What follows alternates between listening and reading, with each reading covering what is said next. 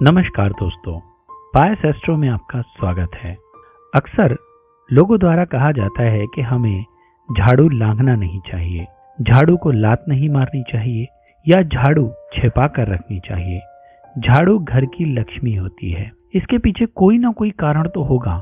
आज हम उन्हीं कारणों पर चर्चा करेंगे। साथ ही हम यह भी बताएंगे कि लक्ष्मी जी से झाड़ू का क्या संबंध है। इसके पौराणिक, वैज्ञानिक, वास्तु तथा परावैज्ञानिक कारणों पर भी चर्चा करेंगे। तो वीडियो को आप अंत तक देखते रहिएगा। अंत में हम आपको कुछ अनुभूत प्रयोगों के बारे में भी बताएंगे जो आप झाड़ू के साथ कर सकते हैं ताकि आपके घर में समृद्धि बनी रहे। भारत में किसी को चिकन पॉक्स हो जाए तो लोग मानते हैं कि वह शीतला माता का प्रकोप है। ऐसी स्थिति में घर में सफाई रखने को कहा जाता है। साथ ही नीम के पत्तों की झाड़ू बनाकर दरवाजे पर रखी जाती है। खाने पीने की वस्तुओं में छौंक नहीं लगाया जाता। घर में साफ सफाई का पूरा ध्यान रखा जाता है। शीतला माता की पूजा की जाती है। स्कंद पुराण के अनुसार शीतला माता चेचक जैसे रोगों की देवी हैं।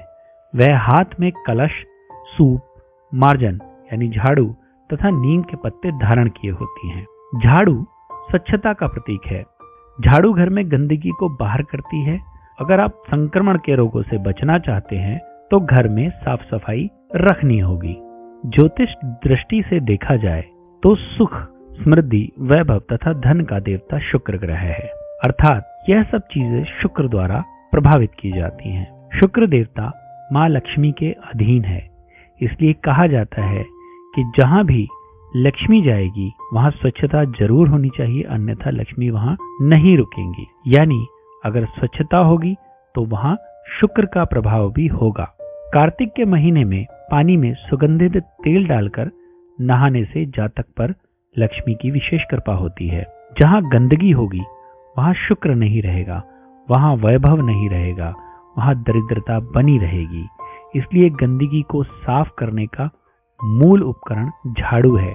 गरीब से गरीब परिवार में भी झाड़ू रखने का विधान है और कहा जाता है कि झाड़ू को पैर नहीं लगाना चाहिए, क्योंकि झाड़ू को पैर लगाने का मतलब है लक्ष्मी जी के उपकरण को पैर लगाना। जैसे किताब को हम पैर नहीं लगाते क्योंकि हम मानते हैं कि वह माँ सरस्वती का उपकरण है, ज्ञान वहीं से आता है। उसी तरह झाड़ू को भी पैर लगाने से माँ लक्ष्मी का अपमान माना जाता है। झाड़ू के बारे में कुछ बातें प्रचलित हैं, जैसे झाड़ू को पैर नहीं लगाना चाहिए। आज के समय में हमें फूल झाड़ू मिलती है, लेकिन पहले के समय में खजूर के पत्तों की या ताड़ के पत्तों की झाड़ू बनाई जाती थी। यह झाड़ू थोड़ी सी कांटेदार होती थी ताकि मिट्टी को ठीक से साफ कर सके। यदि इस तरह की झाड़ू को आप लात मारेंगे तो आपके पैर में कांटा चुभ सकता है, जो आपको कुछ दिनों के लिए परेशान करेगा। इसी तरह यदि आप झाड़ू को लांघते हैं तो भी आपका पैर घायल हो सकता है, इसलिए माना जाता है कि झाड़ू को लांघना नहीं चाहिए। दूसरी बात, झाड़ू को खड़ा नहीं रखना चाहिए। ऐसा क्यों? आज के समय में हो सकता है कि आप 50-100 रुपए की झाड़ू खरीदने में सक्षम हो, लेकिन पुराने समय के लोग मितव्ययी होते थे, अर्थात कम खर्चा करते थे। मतलब जितनी जरूरत होती थी उतनी ही चीजें इकट्ठी करते थे और वस्तुओं को ज्यादा समय तक चलाने की कोशिश किया करते थे। झाड़ू खड़ी रखने पर जल्दी टूट जाती है और यह पैसे का अपव्यय है, इसलिए माना जाता है कि झाड़ू खड़ी नहीं रखनी चाहिए। कहा जाता है कि रात के समय में झाड़ू नहीं लगानी चाहिए। आज के समय में महिलाओं के गहने बड़ी मजबूती से बंधे होते हैं, लेकिन पुराने समय में उनके गहने केवल टांग लिए जाते थे। कान में, नाक में सब टांगने वाले गहने होते थे। इससे बहुत हद तक संभावना होती थी उनके गिर जाने की, इसलिए महिलाओं की लौंग खो जाना आम बात थी। पहले आज की तरह बल्ब नहीं होते थे, दिए ही रोशनी का एकमात्र साधन होते थे। झाड़ू लगाते समय महिला के कान की बाली या नाक की लौंग गिर गई और उसने झाड़ू लगाकर कचरा बाहर फेंक दिया तो उसका सोना चला गया। उसकी तो घर से लक्ष्मी चली गई ना, पैसा चला गया भाई। इसीलिए माना जाता है कि झाड़ू शाम के समय या रात के समय नहीं लगानी चाहिए, जो देखा जाए तो बहुत लॉजिकल है। कोई व्यक्ति घर से बाहर किसी काम से जा रहा है, घर से जाते समय लोग छोटे मोटे सामान अपने बैग में रखकर ले जाते हैं। कोई सामान बैग से नीचे गिर गया और उसे पता नहीं चला, या कोई जरूरी कागज बैग से गिर गया और पता नहीं चला। आपने झाड़ू लगाई और कचरा बाहर फेंक दिया। उस कचरे के साथ सामान या जरूरी कागज, दस्तावेज भी बाहर चले गए। अब आप क्या करेंगे? इसलिए कहा जाता है कि किसी के जाने के बाद झाड़ू नहीं लगानी चाहिए। कई लोगों का मानना है कि आपको झाड़ू छत पर नहीं रखनी चाहिए, वह चोरी हो सकती है। पुरानी झाड़ू को डिस्ट्रॉय कर देना चाहिए, उसे निर्जन स्थान पर गाड़ दें या फिर जला दें या पानी में बहा दें। आपने यह तो सुना होगा कि तंत्र करने वाले, टोना टोटका करने वाले कहते हैं कि उस आदमी का नाखून ले आइए जिसे वश में करना है, जिस पर टोटका करना है उसके बिना धुले हुए कपड़े ले आइए तो हम टोटका कर देंगे।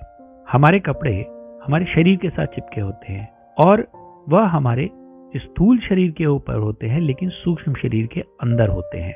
ये कपड़े हमारे सूक्ष्म शरीर के अंदर होने के कारण इस पर भी हमारे शरीर का प्रभाव पड़ता है और यह तब तक बना रहता है जब तक इन्हें ठीक से धो न दिया जाए।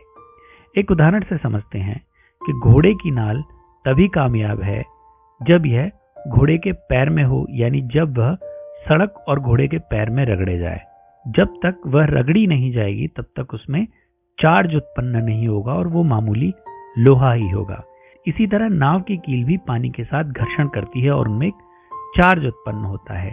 ठीक उसी तरह जैसे चुंबक को लोहे पर रगड़ने से थोड़ी देर में लोहे के अंदर चुंबक के गुण आ जाते हैं। यह चार्ज आपकी शनि के बुरे प्रभाव से रक्षा करता है, साथ ही बुरी शक्तियों से आपको, जैसे आपका एक आभा मंडल यानी ऑरा होता है, उसी तरह आपके घर का भी एक आभा मंडल होता है।